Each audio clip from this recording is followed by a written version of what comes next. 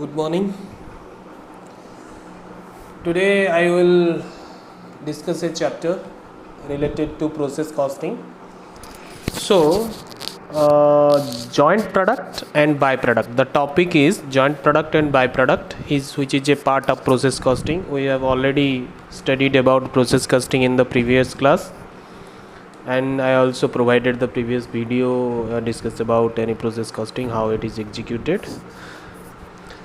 Then the another part of process costing is joint product and byproduct. तो इस chapter में आपको समझना है जो यहाँ प्रोसेस कॉस्टिंग के ही रूल्स हमें फॉलो करना है, कोई अलग रूल हमें नहीं चाहिए। जो प्रोसेस कॉस्टिंग के जो रूल है थोड़ा अलग तरीके से हमें यहाँ चीज़ को समझना है। तो यहाँ जॉइंट प्रोडक्ट कैसे बनता है, सबसे अहम हिस्सा क्या होता है ना, जॉइंट प्रोडक्ट कैसे बनता है वो मैं आपको आज डायग्रामेटिक फॉर्म में समझाऊंगा। तो चलो स्टार्ट करते हैं। देखिए, so joint product and by product. तो सपोज ये मान लो प्रोसेस 1 है, दिस इज प्रोसेस 1, प्रोसेस 1। ये प्रोसेस 1 करने के लिए प्रोसेस 1 जो प्रोसेस यहाँ जो प्रोडक्ट बनेगा, प्रोसेस 1 में जो प्रोडक्ट बनेगा उसी प्रोडक्ट को बनाने के लिए हमें कौन सा कॉस्ट यहाँ इनकर्ड करना पड़ेगा, that we have to determine. तो पहले हमें क्या चाहिए ना, इनपुट चाहिए। First we have to required input, then material. Similarly जैसे ही हम प्रोसेस कॉस्टिंग में फॉलो करते थे उसी तरह यहाँ फॉलो करना है। तो फर्स्ट हमें इनपुट चाहिए, then material, then labour, then expenses, then overhead. अगर कोई स्पेशल कॉस्ट भी आपको चाहिए तो वो भी आप ले सकते हैं। कोई यानी स्पेसिफिक प्रोसेस में आपको स्पेशल कॉस्ट का ज़रूरत है तो वो भी आप ले सकते हैं। तो input, material, labour, expenses, overhead, ये सारा कॉस्ट को ऐड करने से हमें मिलेगा प्रोसेस 1 का टोटल कॉस्ट।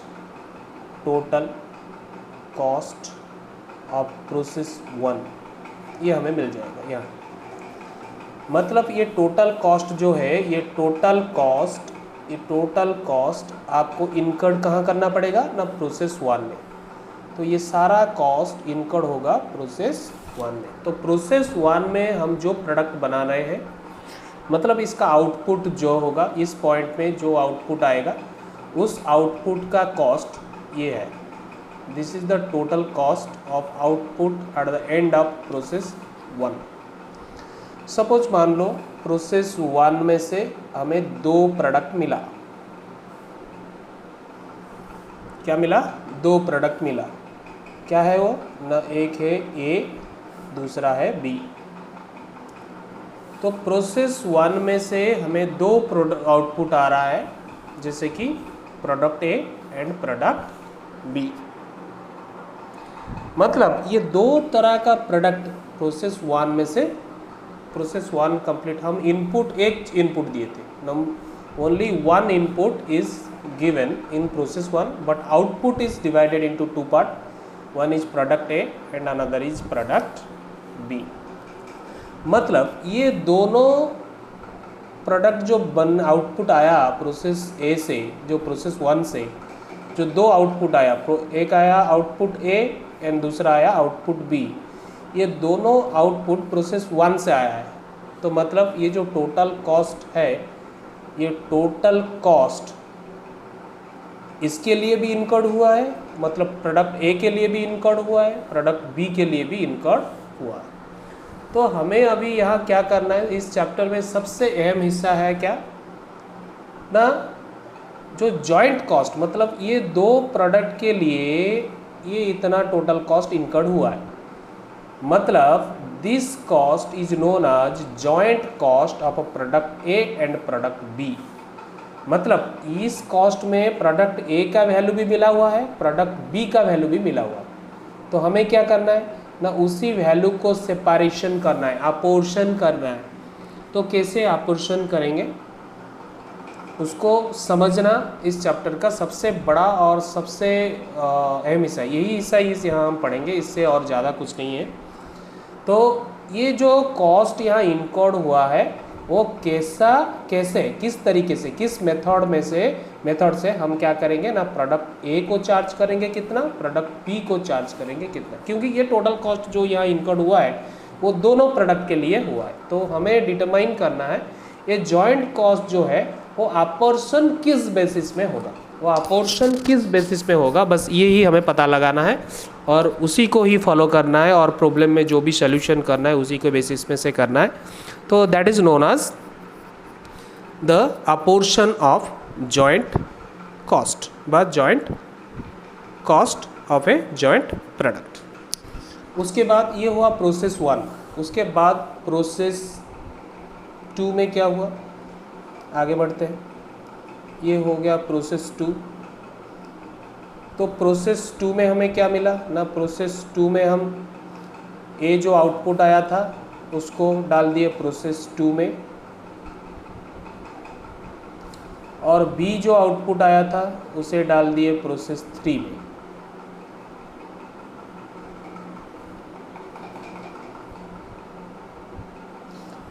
बी जो आउटपुट आया था प्रोसेस 1 में से, इसे फिर से हमें प्रोसेस 3 में डाल दिया। समझ में आ रहा है? ए जो आउटपुट आया था उसे प्रोसेस 2 में ऐड किए और प्रोसेस 2 में डाल दिए, तो वो फाइनल प्रोडक्ट नहीं हुआ था। उसके बाद बी को जो आउटपुट आया था वो भी फाइनल प्रोडक्ट नहीं है, उसे हमने प्रोसेस 3 में डाल दिया। तो प्रोसेस ए जो प्रोसेस 2 ख़त्म होने के बाद जो आउटपुट मिला उसका नाम है ए प्लस, और प्रोसेस 3 कंप्लीट होने के बाद जो हमें मिला वो आउटपुट है B plus. So these are the finish product. ये हमें फिनिश प्रोडक्ट मिल गया, ये दोनों फिनिश प्रोडक्ट है, ये दोनों फिनिश प्रोडक्ट है बस। अभी प्रोसेस 2 में भी क्या होगा ना, ये तो इनपुट आ गया, क्या ये है इनपुट। उसके बाद क्या मिला ना, मटेरियल हमें चार्ज हुआ है, we have to spend material, another material which required to convert that product A into the product A plus. Final product को कन्वर्ट करने के लिए हमें मटेरियल भी लगेगा, लेबर भी लगेगा, एक्सपेंसेस भी लगेगा और ओवरहेड भी लगेगा। उसी तरह प्रोसेस 3 में भी मटेरियल, इसका इनपुट क्या होगा प्रोसेस 3 का ना, प्रोसेस बी के जो हमारा आउटपुट है, प्रोसेस ए का जो आउटपुट है बी, वो इनपुट हो जाएगा प्रोसेस 3 में, और यहाँ भी कुछ मटेरियल लगेगा, कुछ लेबर लगेंगे, कुछ एक्सपेंसेस भी लगेगा और कुछ ओवरहेड भी लगेगा, और टोटल ऐड करने के बाद इसका टोटल कॉस्ट निकलेगा। यहाँ जो टोटल कॉस्ट आएगा, यहाँ जो टोटल कॉस्ट आएगा वो कॉस्ट बी प्लस का होगा। मतलब ये बी प्लस जो आउटपुट है ये सिर्फ बी प्लस का है, इस यहाँ जितना भी कॉस्ट ऐड होगा वो सिर्फ बी प्लस का है, और यहाँ भी जितना ऐड होगा वो सिर्फ ए प्लस का है, ए प्लस प्रोडक्ट का है। लेकिन यहाँ तो पता चलता है ए प्लस में ये जितना भी कॉस्ट यहाँ इनकर्ड हो रहा है वो सारा ए के लिए है, तो इसको हमें सेपरेशन नहीं करना। ये सीधा सा ये जो कॉस्ट आएगा इसका टोटल कॉस्ट से हमें पता है, या अगर टोटल 100 रुपया इनकर्ड हुआ है टोटल, तो ये 100 रुपया सिर्फ ए प्रोडक्ट के, ए प्लस के लिए हुआ है। यहाँ अगर 150 रुपया यहाँ कॉस्ट लगा है बी प्लस को बनाने के लिए, तो ये सारा 150 इतना, तो वो सारा बी प्लस का है। लेकिन यहाँ जितना कॉस्ट आएगा वो दोनों के लिए है, तो हमें यहाँ पता करना है ये जो टोटल कॉस्ट है, टोटल कॉस्ट को सेपरेशन करना है। सपोज यहाँ टोटल खर्चा हुआ मान लो 500 रुपया, तो 500 में से 400 खर्चा हुआ है, कोई भी जो बेसिस फॉलो करके हमें यह निकालना है। तो 400 खर्चा हुआ है ए प्लस के के लिए, और प्रोडक्ट बी के लिए खर्चा हुआ है 100 रुपये, तो टोटल हो गया 500। 500 या खर्चा ये रेशियो में डिवाइड हो। वो रेशियो कहाँ से मिलेगा वो हम आगे जाकर पढ़ेंगे, बस अभी समझने के लिए बता रहा हूँ ये कैसे अपोर्शन किया जाता है ये कॉस्ट को, ये जो टोटल कॉस्ट होता है, मान लो ये 500 है, उसका एक अपोर्शन बेसिस है, वो methods of apportioning joint cost over joint product जो है उस मेथड में जाकर हम सीखेंगे कैसे अपोर्शन करेंगे ये जॉइंट कॉस्ट को। और इस चैप्टर का सबसे अहम हिस्सा वही है, वही हमें पढ़ना है कैसे जॉइंट कॉस्ट अपोर्शन होता है। तो ये जो 500 रुपये यार जॉइंट कॉस्ट टोटल हुआ था, उसे अपोर्शन करने के बाद सपोज 400 रुपया, ये 100 रुपया आया करने के बाद, मतलब वो एनालिसिस करने के बाद, जॉइंट कॉस्ट अपोर्शन करने के बाद ये मिलेगा हमें। मैं बस एग्जांपल लेके आपको समझा रहा हूँ कॉन्सेप्ट क्या है। तो अभी ए का कॉस्ट कितना होगा ना, 400 रुपया जो प्रोसेस 1 में से आया, एंड अभी करेंटली उसका खर्चा हुआ 100 रुपया, तो टोटल होगा 500 खर्चा हुआ है total. This is the cost of A plus. And B plus का कितना होगा ना, 100 रुपया प्रोसेस 1 में से खर्चा हुआ था, 150 रुपया प्रोसेस 3 में खर्चा हुआ है, तो टोटल हुआ है 250, 250। तो बच्चों समझो यहाँ सबसे हमेशा हमें जो समझना है वो है ये जो कॉस्ट है ये कैसे अपोर्शन होगा और किस मेथड में अपोर्शन होगा। अच्छा, तो एक बात मुझे बताओ, यहाँ जो ए प्लस प्रोडक्ट हमारा आउटपुट आया है, क्या आया आउटपुट ए प्लस, ये ए प्लस आउटपुट के लिए हमें कौन सा प्रोसेस फॉलो किए हैं। तो ए प्लस के लिए हमने फॉलो किया है process 1 and process 2, and B plus के लिए हमने कौन सा प्रोसेस फॉलो किया है ना, प्रोसेस 1 एंड प्रोसेस 3। तो बी प्लस आउटपुट आया है 2 प्रोसेस में से, process 1 and process 3, and A plus product output आया है 2 प्रोसेस में से, प्रोसेस 1 एंड प्रोसेस 2, लेकिन यहाँ टोटल प्रोसेस हुआ है 3। ठीक है, ये हो गया टोटल प्रोसेस कॉस्टिंग का सिस्टम, कैसे प्रोसेस फॉलो होता है जॉइंट प्रोडक्ट और बाय प्रोडक्ट के समय, वो आपको समझा दिया।